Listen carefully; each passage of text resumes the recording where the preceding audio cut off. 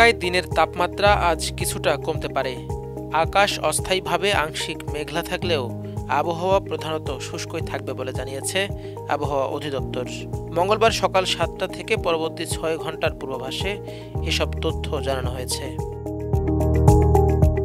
পূর্বাভাসে বলা হয়েছে, আকাশ অস্থায়ীভাবে আংশিক মেঘলা থাকতে পারে, তবে সারাদিনের আবহাওয়া প্রধানত শুষ্ক থাকবে। উত্তর ও উত্তর পশ্চিম দিক থেকে ঘন্টায় 6 থেকে 12 কিলোমিটার বেগে হালকা বাতাস বয়ে যেতে পারে। সেই সঙ্গে দিনের তাপমাত্রাও আগের তুলনায় কিছুটা কমে যেতে পারে।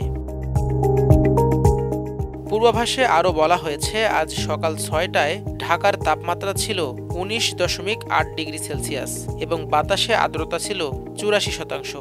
গতকাল সর্বোচ্চ তাপমাত্রা ছিল 29.5 ডিগ্রি সেলসিয়াস এবং আজ সর্বনিম্ন তাপমাত্রা ছিল 19.6 ডিগ্রি সেলসিয়াস।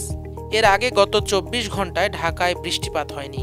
আজ সূর্যাস্ত হবে সন্ধ্যা 5টা11 এবং আগামীকাল সূর্যোদয় হবে ভোর 6টা20। গতকাল আবহাওয়া অধিদপ্তর থেকে প্রকাশিত সারা দেশের সম্ভাব্য পূর্বাভাসে জানানো হয়, সোমবার সকাল 9টা থেকে পরবর্তী 24 ঘন্টায় অস্থায়ীভাবে আংশিক মেঘলা আকাশ সহ সারা দেশের আবহাওয়া শুষ্ক থাকতে পারে। সেই সঙ্গে সারা দেশে রাত ও দিনের তাপমাত্রা সামান্য কমতে পারে। অন্যদিকে দেশের উত্তরের জেলা পঞ্চগড়ে হাড় কাঁপানো শীতের দাপট বেড়ে চলছে। হিমালয়ের নিকটবর্তী হওয়ায় তেঁতুলিয়ায় তাপমাত্রা নেমে এসেছে 12.8 ডিগ্রি সেলসিয়াসে। এ মৌসুমে এটাই জেলায় সর্বনিম্ন তাপমাত্রা। আজ সকাল 6টায় পঞ্চগড়ের তেঁতুলিয়ায় 12.8 ডিগ্রি সেলসিয়াস তাপমাত্রা রেকর্ড করে আবহাওয়া অধিদপ্তর।